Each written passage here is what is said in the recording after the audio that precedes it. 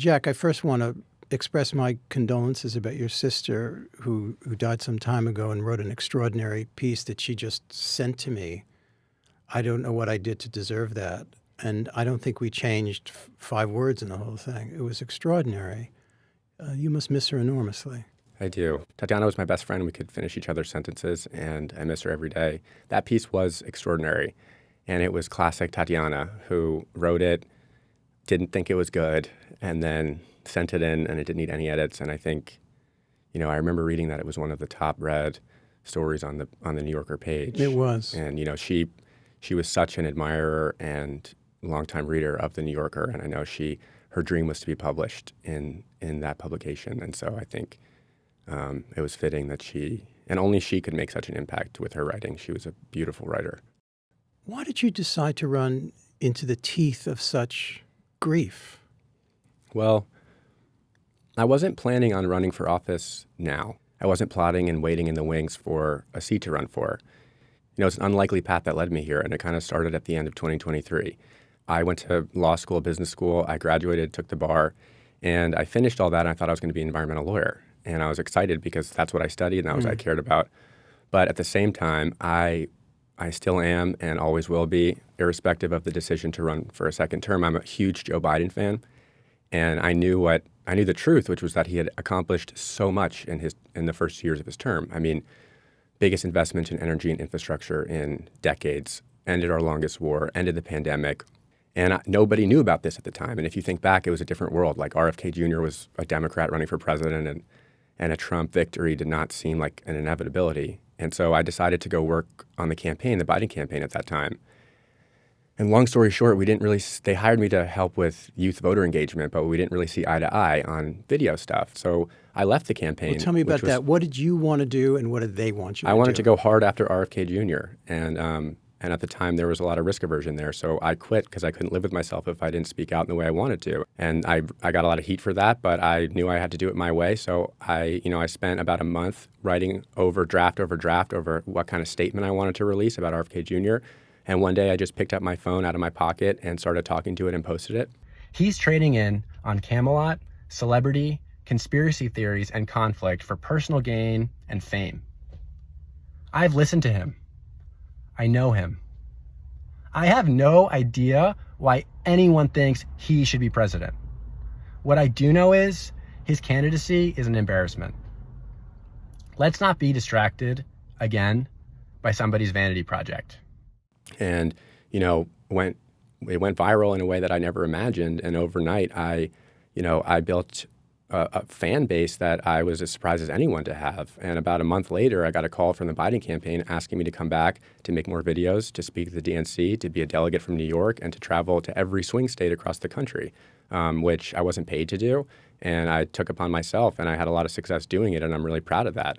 And it showed me that I had something to offer the party in the kind of social media engagement that I was getting, not because I was in an ad campaign or a movie star, but because I was speaking truth to power about our political system. Do you think there are things that you did before on TikTok that you wouldn't do now that you're wearing a shirt and tie and campaigning? Would you put on a blonde wig and imitate Putin and all the some of the crazier things you did? This is me, Vlad. I just want to say again point I make in stories. This is why I vote for RFK Jr. I am from Russia. He is hero of Russia. Yeah, I wouldn't call them crazy. I think satire is a really powerful political tool. And I think that, it's not like I was making videos that nobody was watching. I was breaking through pretty well. Yeah, you were. And I think raising awareness on issues for people who otherwise might not receive that information. But, the internet and social media changes rapidly. The first stage of me going viral was very much happy, comedy, silly. And this was a time when, the 2024 election had not been finished yet. You've said, I've got a legal education and a lifetime of working on the issues I care about. But you haven't worked as a lawyer post. Not at a law firm. But then how so? How so what? How did you use your legal education? Well, I think, I understand that content creation is a new profession and that it's not synonymous for many people with a quote-unquote real job. But I've been arguing with evidence supported by facts very clear arguments made on behalf of the issues that I think are important. And those issues are corruption of the Trump administration, his terrible, irresponsible foreign policy decisions, advocating and arguing for why the Democratic Party history and current policies reflect putting a priority on organized labor and working families. And, on social media, it's not like I was, successful just because of my name. You have to make an argument in 90 seconds with a lot of complicated information. And synthesizing that information, breaking it down into 1, 2, and 3 points and having a conclusion, that's the exercise of law school. Jack, somebody my age, my first memory is the death of your grandfather. That's a big set of imperatives to carry on your shoulders. So when did this sort of enter your life that you had there was something unusual attached to your future? There is one moment that sticks out in my life, Right. and it's 10th grade history class. Mm-hmm. And we're learning about President Kennedy. This is at the collegiate This school. is at the collegiate school on the Upper West Side. And Dr. Grossberg was giving us a lecture about the Kennedy administration, and I felt uncomfortable. And I was goofing off in the back of class. And she called on me because she knew I was in the back making trouble. And she asked me about the Kennedy administration's policy in Laos. And I wasn't familiar with that at the time. And it was mortifying because I said I didn't know. And I went home and I started reading Ted Sorensen's book on my grandfather. And I started listening and watching to his speeches every single day after school. And I made myself do that before I started my homework every day, was listen to one speech or read a chapter of a book. And I got really inspired by the story that I read. And, JFK sent a man to the moon. He drafted the Civil Rights Act, the Peace Corps. There are so many things about the progressive agenda supporting the arts that he represented and that started or traced their origins back to the early 1960s. But it's a complex legacy as well, even for a liberal. Yeah. Included in that is the beginnings of Vietnam, of the Bay of Pigs, all kinds of things on both a personal level and on a political level. How do you take all that in? And I return to my original question. When do you start feeling that voice in your head, in the ambient sound of your life, that you've got to do something about that?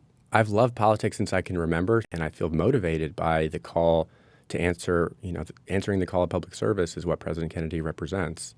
And sure, there are complications in his legacy and in other members of my family, but overall, it really stands for the progressive values that are under attack right now by President Trump. Mm-hmm. I mean, there's a reason President Trump fixates on John F. Kennedy and our family name. There's a reason why he renamed the Kennedy Center the Trump Kennedy Center.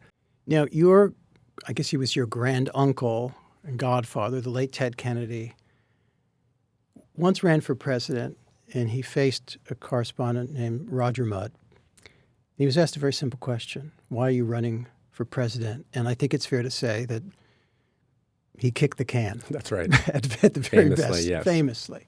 Why do you want to be president? Well,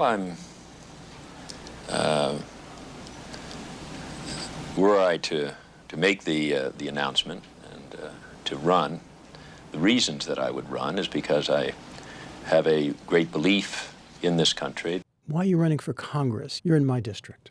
Well, I'm running because I want to pass laws. I want to pass laws that help the people in this district and in our country. I want to fight for federal funding for the district New York 12. And I've released plans that I want to pass in Congress, like passing a renter's deduction so people can deduct their rent from their taxes.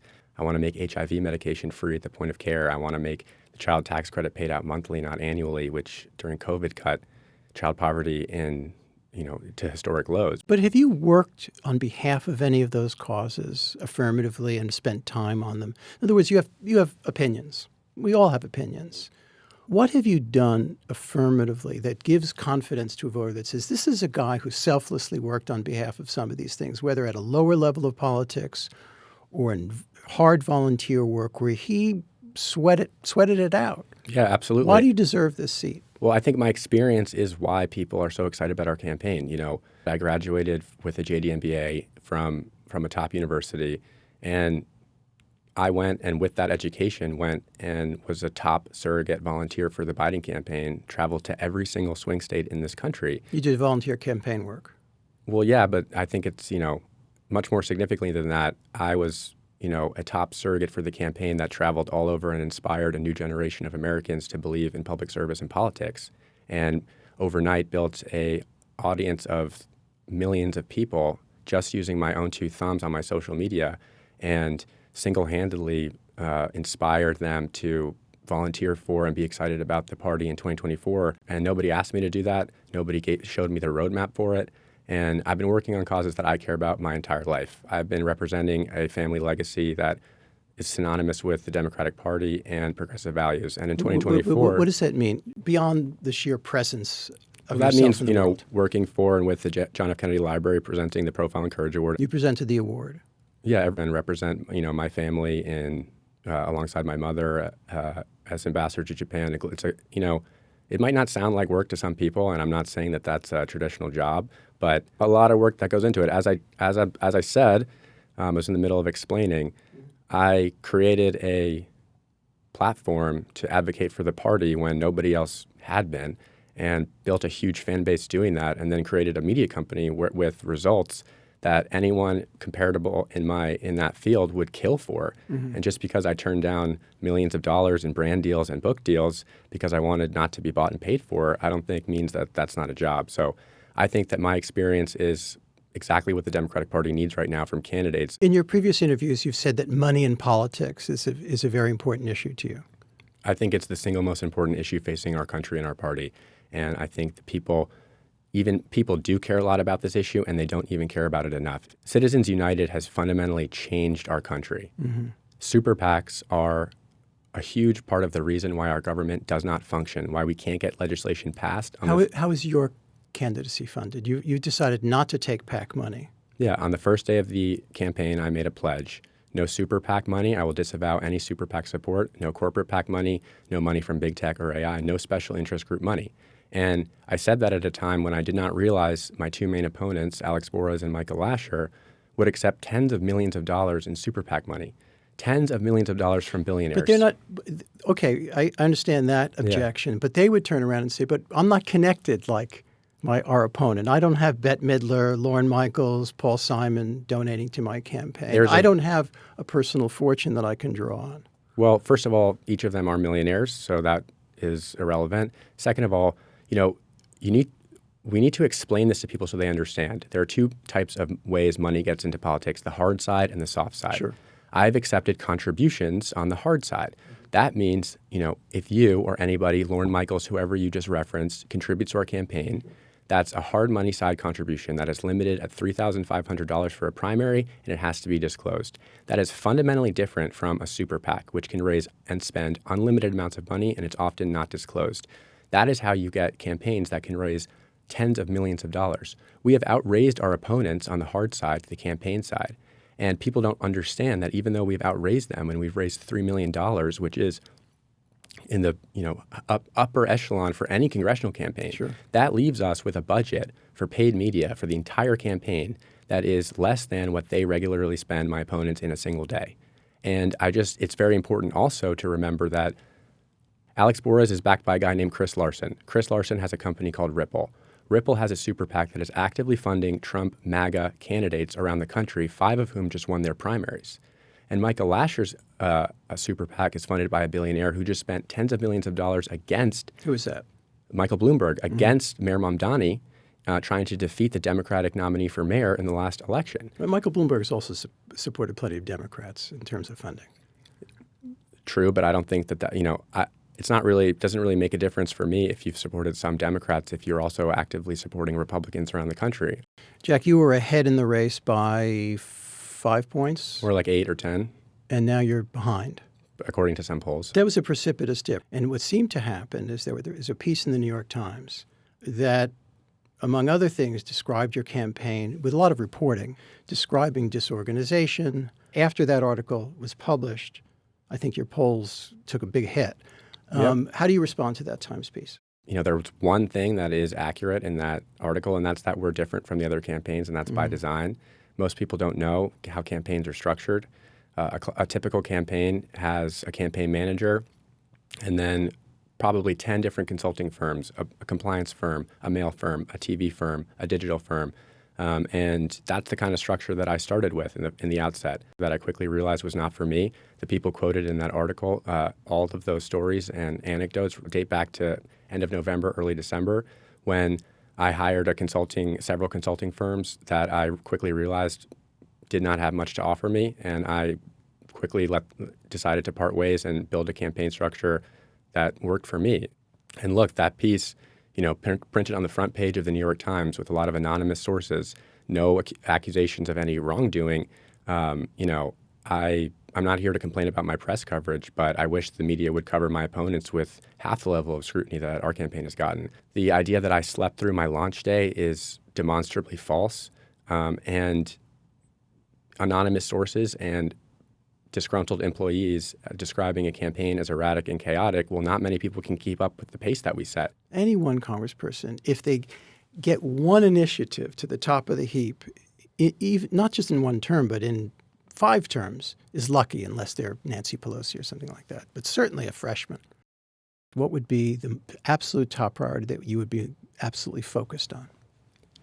Well, I will answer your question, but I will start by saying that I don't think we can afford to set our sights on just one issue, and that the Democratic Party is about to face a question of whether or not we hold President Trump accountable, whether or not we try to impeach him and investigate and prosecute his cabinet for the crimes that have been committed. So you would move to impeach Absolutely. President Trump I for think what?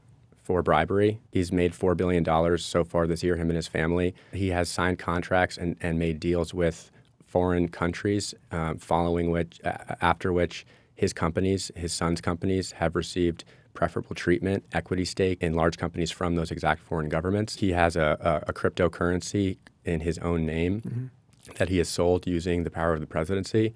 I think all of these things, bribery is specifically listed in the Constitution as a crime justifying impeachment. So, the jet from Qatar, the stake in the tungsten mine in Kazakhstan that the Trump family organization has taken, the stock trading that the president has engaged in, especially recently in massive tech stocks ahead of a visit to China. All of these things demand investigation, and we have to hold him accountable. And that's a difference between me and the others running. The person leading in the polls right now, Michael Lasher, he does not think impeachment is worthy of the Democratic Party's time. He thinks it's a futile effort. He thinks it's going to be too hard. I think we have absolutely no choice. Do you think members of Congress should be able to trade stocks? Absolutely not. I think that's Does a it worry you that no-brainer. Nancy Pelosi, who's probably your most prominent endorser, has done better in the stock market than one could even possibly imagine? I think Nancy Pelosi is the backbone of our party. She exists in a system where she did nothing illegal, and I wouldn't trade stocks. I'd take it upon myself to do that, but I'm not about to sit here and question and dismiss the tactics of the most effective progressive leader the Democratic Party's ever had, or certainly in my lifetime. It's not possible to both praise and at the same time criticize somebody like that. Well, I would not emulate her. I would not emulate her stock trading myself, and I think that's. So what would you do? What would you have substantial means in your name? What would you do with those means in Congress? I would put them into a blind trust that I was unable to trade. Fair enough. You've been questioned about your stance on Israel, which is and called out for being a little inconsistent. So I want you to set the record straight. There was a piece in Politico recently. You criticized Benjamin Netanyahu, the prime minister of Israel, and you said, I believe, that you wouldn't send offensive weapons to Israel. There'd be no trading in that, but you would support the continuation of Iron Dome as a defensive measure. Where you see a lot of tension in New York City, in particular, on this issue. How have you changed or not in your overall view of Israel? I'm completely consistent, no matter who I'm talking to about my views on this question. My stance on the U.S.-Israel military relationship has changed as the situation has changed, just as it has changed for AOC and for Bernie. The Iran war marks a turning point. On the day the Iran war was initiated by President Trump, I said that I oppose the war. I oppose the war. And opposing the war means all funding for that war, including sending offensive weapons to Israel, with whom we are jointly operating in Iran. So Iran under Donald Trump was the breaking point, not the behavior of the United States during Gaza when President Biden was in office? Well, I think this is a very complicated situation in the Middle East. There are many factors contributing to the violence and war making that is going on there. When the U.S. involvement in the region reached a fundamentally different threshold level, that is when I decided to say, stop sending bombs, stop sending offensive weapons to Israel. I guess what I'm asking, was President Biden and Kamala Harris too easy on Netanyahu when they were in office? I wouldn't go that far. I think that it's always easy to second guess policy, but I think President Biden was a strong supporter of Israel, and certainly more could have been done to protect lives in Gaza. But I also believe that President Biden was able to get humanitarian aid into Gaza in a way President Trump refused to do, and that they did more to limit the loss of life there than President Trump has. So their record may not be perfect, but that's how I see it. Do you think history will be kind to President Biden when it comes to Gaza? I don't think that history will be kind to the U.S. when it comes to Gaza, but I do think that over time the situation has changed. In the year following October 7th, I think there was a fundamentally different situation where Israel had been attacked and they were justified in defending themselves. And now I think the situation is very different, where I don't think the U.S. should continue supporting offensive weapons to Israel or their settlements in the West Bank, but that we should not abandon our ally, full stop, that Israel is our historic ally. I hold out hope for a better future for the U.S. and Israel, and I also believe that we cannot afford to, for the same reason I oppose sending more offensive weapons, I support funding for the Iron Dome. It protects civilians, including 600,000 Americans who live in Israel. You've backed Mayor Mamdani, I think, any number of times, right, in earlier races as well. Yeah, I'm the only candidate who endorsed him before the mayoral primary. And he describes himself as a democratic socialist, as Alexandria Ocasio-Cortez has as well. Do you, or do you see yourself as a capitalist, or how would you describe your ideology? I'm a Democrat, and I'm an American and a New Yorker. I don't subscribe to those labels. They're meaningful. They're not just labels, they're descriptors that have meaning. Well, again, I'm a Democrat. I'm not a socialist. I believe in capitalism. Fair enough. Jack Schlossberg, thank you so much. Thank you.